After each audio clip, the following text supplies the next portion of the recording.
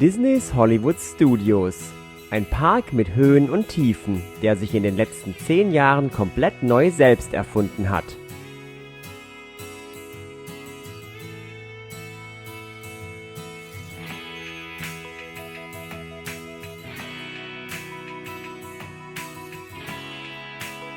Disney ist ja bekanntlich oft der Pionier, wenn es um Themenparks oder neue Attraktionen geht. Doch dass es diesen Park gibt, liegt hauptsächlich an einem der größten Konkurrenten von Disney in den USA, den Universal Studios. Denn Universal plante Anfang der 90er Jahre einen Filmpark in Orlando zu eröffnen, nach dem Vorbild der Universal Studios Hollywood.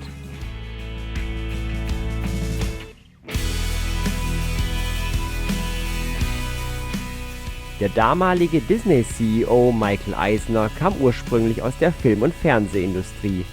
Er hatte aus internen Kreisen erfahren, dass Universal einen Park in Florida plant und damit eine Konkurrenz für Disney werden würde. Daher beschloss er, noch bevor die Universal Studios Florida eröffnen, noch einen eigenen Disney-Filmpark in Walt Disney World zu eröffnen. Somit eröffneten im Jahr 1989 die Disney MGM Studios in Orlando. Man hatte sich damals für eine Kooperation mit MGM entschieden, um eine noch größere Filmvielfalt in den Park zu bringen. Der Park litt allerdings sehr unter dem schnellen Bau und der frühen Eröffnung. Er bestand in der Zeit nach der Eröffnung nur aus 2 großen Fahrattraktionen, Street Entertainment und Shows.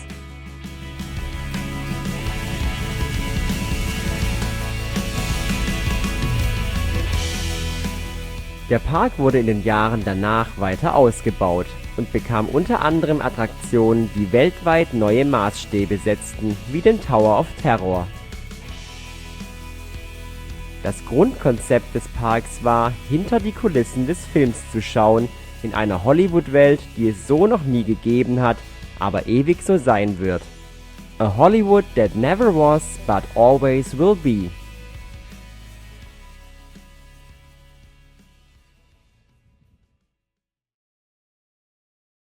Als man 2008 die Kooperation mit MGM auflöste und immer weniger richtige Film- und Fernsehproduktionen in Florida durchgeführt wurden, wurde der Park in Disneys Hollywood Studios umbenannt. Ab diesem Zeitpunkt wirkte der Park irgendwie komisch und teilweise konzeptlos. Denn ein Großteil des Parks basierte auf dem Konzept, hinter die Kulissen eines echten Filmstudios zu schauen, was es aber schlichtweg nicht mehr gab und nur noch gefaked wurde. Es musste dringend etwas passieren, damit der Park nicht den Anschluss verliert. Und damit herzlich willkommen zu Theme Park Details and Stories. Wenn du magst, was du hier siehst, abonniere doch gerne den Kanal, lasse ein Like oder einen Kommentar hier.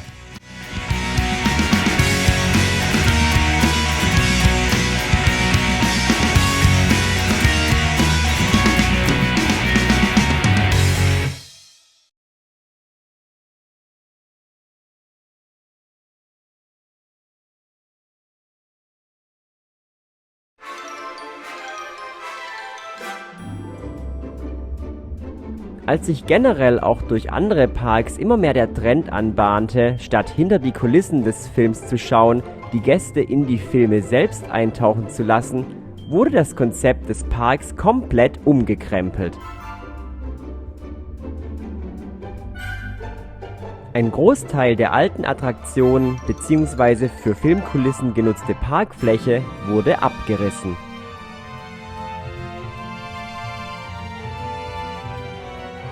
Auch Attraktionen wie die Studio Tram Tour verschwanden und auf dieser Fläche entstanden neue Themenwelten wie das Toy Story Playland und Star Wars Galaxy's Edge. Und für die Zukunft sind weitere Attraktionen und Welten geplant, sodass die Filmgeschichte des Parks auch weiterhin neu geschrieben werden kann und nicht in seinem alten Konzept versumpft. Natürlich beinhalten auch Disneys Hollywood Studios eine Reihe von Details, wie sie nur Disney umsetzen kann. 10 davon stelle ich euch jetzt vor Und bei einigen spielt auch hier wieder die Geschichte des Parks eine Rolle.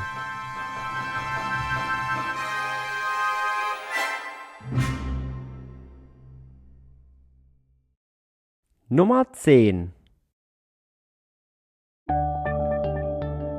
Den Mittelpunkt des Parks am Ende des Hollywood Boulevard bildet das Chinese Theater. Doch das war nicht immer so.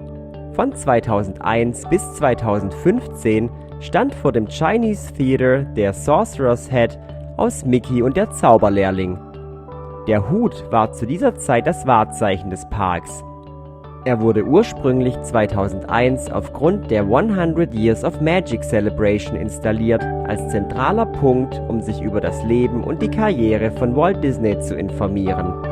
Also eigentlich war er nur ein Provisorium, das aber 14 Jahre lang als Wahrzeichen für den Park fungierte. Im Januar 2015 wurde er dann endgültig abgebaut, sodass das Chinese Theater mit seiner Attraktion Mickey's and Minnie's Runaway Railway würdig zur Geltung kommt. Auch der Abriss des Huts war übrigens Teil der großen konzeptionellen Umbauphase des Parks.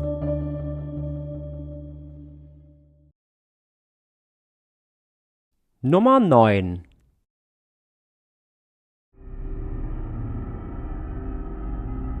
Wo früher diese Studiokulissen waren, steht heute unter anderem Star Wars Rise of the Resistance. Die Attraktion gilt für viele Fans und auch abseits des Star Wars-Universums als bester Dark Ride der Welt. Wartezeiten von um die 3 Stunden sind für diese Attraktion keine Seltenheit. Doch an den meisten Tagen gibt es einen ganz guten Tipp, wie man die Attraktion mit sehr wenig Wartezeit erleben kann. Die Wartezeiten gehen nämlich abends in der letzten Stunde vor Parkschließung deutlich runter.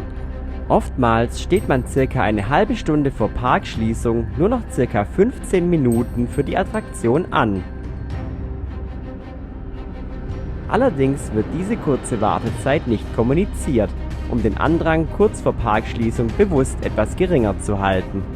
Wenn ihr also in der letzten Stunde vor Parkschließung eine angeschlagene Wartezeit von über einer Stunde seht, stellt euch trotzdem an. In den allermeisten Fällen beträgt die eigentliche Wartezeit wirklich nur einen Bruchteil davon.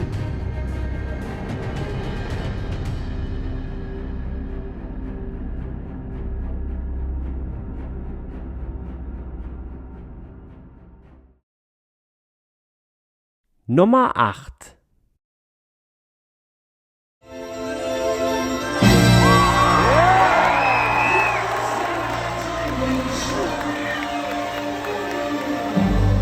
Jeden Abend findet in Disneys Hollywood Studios eine der größten Disney-Abendshows statt, die je produziert wurde: Fantasmic. Die Show ist eine Mischung aus Live-Performance, Spezialeffekten, Stunts und Feuerwerk.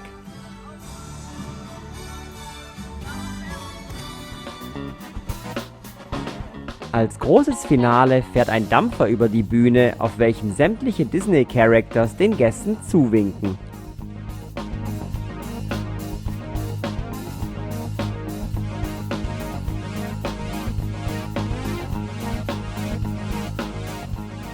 Sobald der Dampfer durchgezogen ist, startet das große Finale mit Feuerwerk.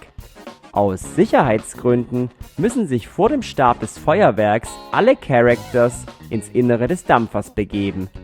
Nur ein Charakter hat ein Problem: Ariel, denn sie ist ein Fisch und hat keine Beine. Daher wirft Prinz Erik eine feuerfeste Decke über sie, bevor er sich selbst in Sicherheit bringt. Wenn man ganz links im Theater sitzt und den Dampfer beobachtet, kann man diese Aktion übrigens sehr gut beobachten.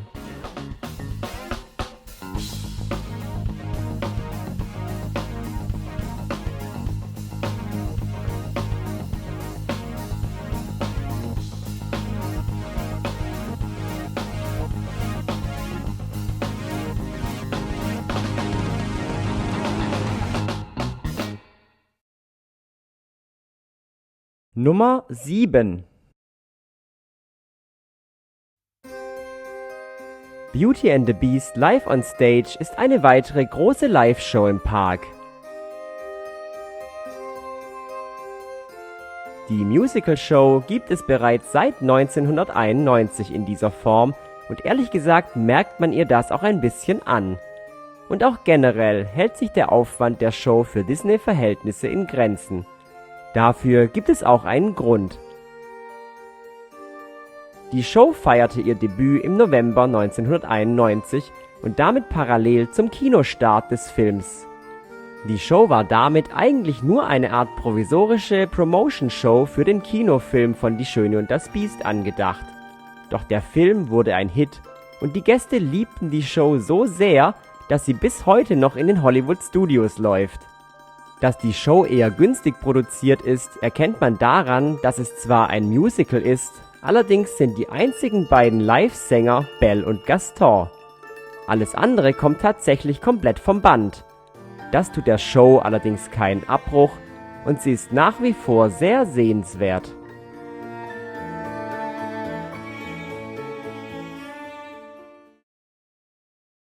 Nummer 6.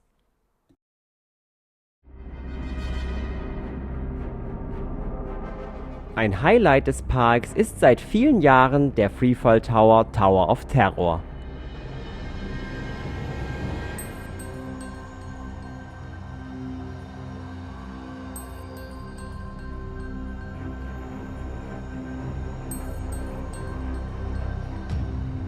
Er eröffnete 1994 und war einer der allerersten vertikalen Freefall-Attraktionen der Welt.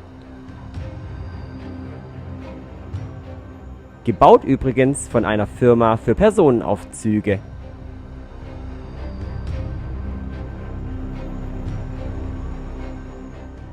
Neben einem Shop war zunächst im Inneren des Gebäudes auch noch ein Restaurant geplant. Diese Pläne wurden allerdings wieder verworfen. Die Eingangstüre des Restaurants befindet sich allerdings noch im Ausgangsbereich der Attraktion. Dort hängt auch eine Übersicht der Speisen. Diese klingen irgendwie komisch, denn es handelt sich dabei nicht um echte Gerichte. In die Essensbeschreibung mit eingearbeitet sind die Namen der Imagineers, die für den Bau der Attraktion verantwortlich waren. Ihnen wurde hier ein dezentes, schönes Denkmal gesetzt.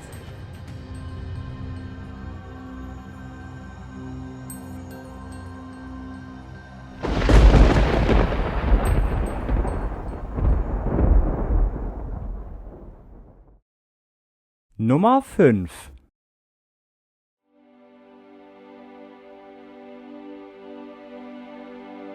Star Wars Galaxy's Edge ist einer der immersivsten und beeindruckendsten Themenbereiche der Welt. Und das auch für Nicht-Star Wars-Fans. Nicht zuletzt aufgrund von Attraktionen wie Rise of the Resistance.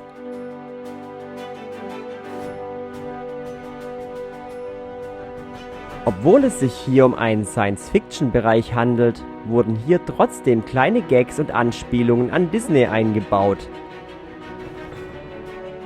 Dieses Gebäude ist beispielsweise an einen bekannten Disney-Helden angelehnt.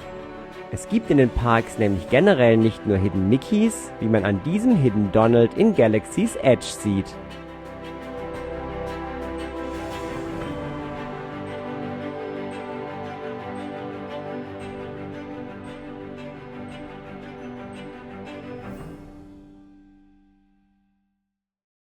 Nummer 4.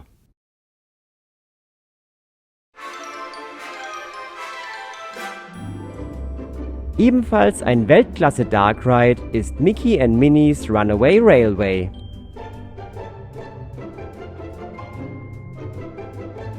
Dabei wird man Teil eines Cartoons und erlebt gemeinsam mit den bekannten Disney-Characters große Abenteuer.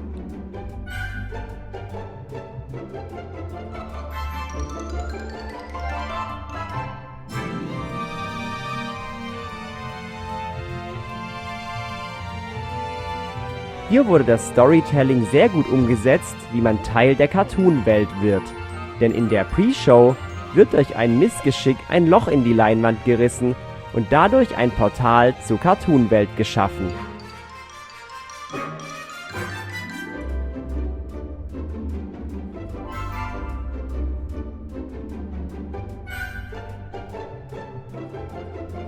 Was allerdings den wenigsten Gästen auffällt, man verlässt die Cartoon-Welt auch wieder durch ein Portal.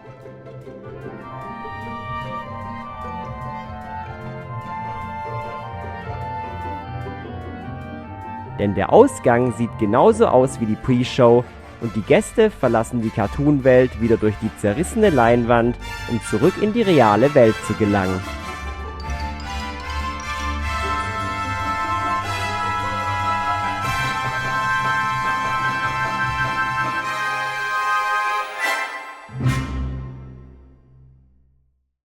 Nummer 3.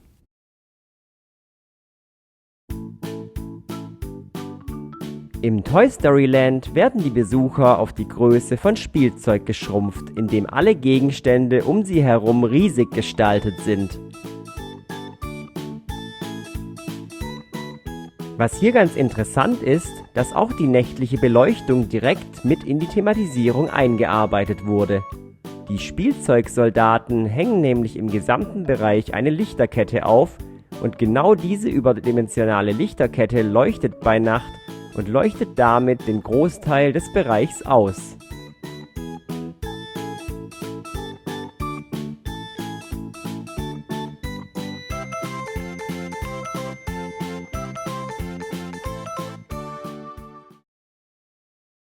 Nummer 2.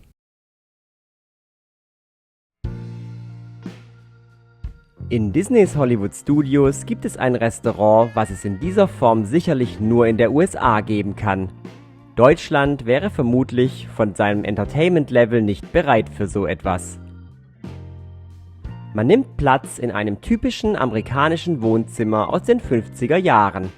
Zu den 50ern passt natürlich auch die Musik im Restaurant und das Fernsehprogramm.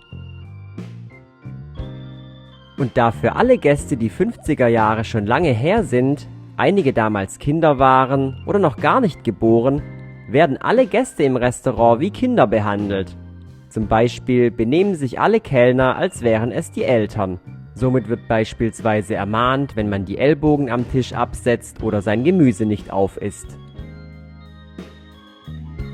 Ich glaube, spätestens jetzt ist klar, warum ein solches Konzept im teils humorlosen Deutschland nicht funktionieren würde.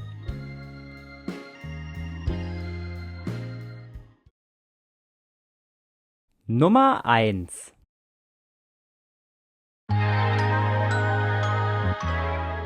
Wir gehen nochmal zurück ins Toy Story Land. Eine der Hauptattraktionen dort ist die Achterbahn Slinky Dog Bash. Eine Familienattraktion, die allerdings 2 Abschüsse beinhaltet.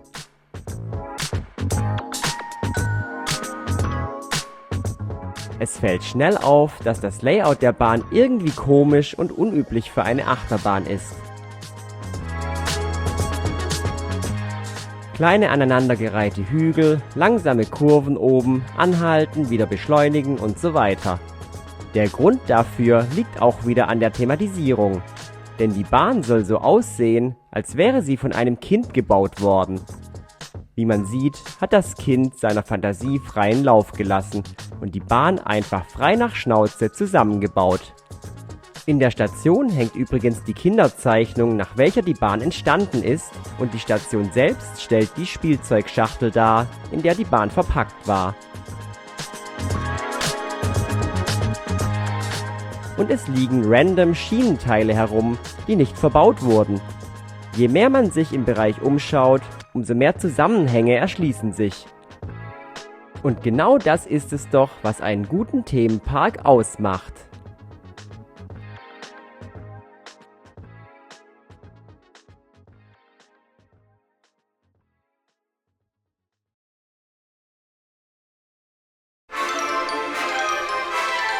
Das waren meine 10 Details aus dem Hollywood That Never Was But Always Will Be. Und auch hier gibt es so viel mehr, sodass das sicherlich nicht der letzte Detail-Countdown aus diesem Park war.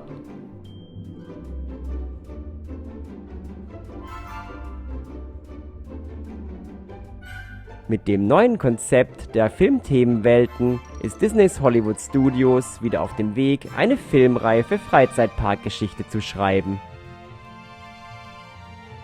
In diesem Sinne, vielen Dank fürs Zuschauen, haltet die Augen offen Und ich würde mich freuen, wenn ihr auch beim letzten Video des Walt Disney World Specials dabei seid. Das nächste Mal geht es um Disneys Animal Kingdom.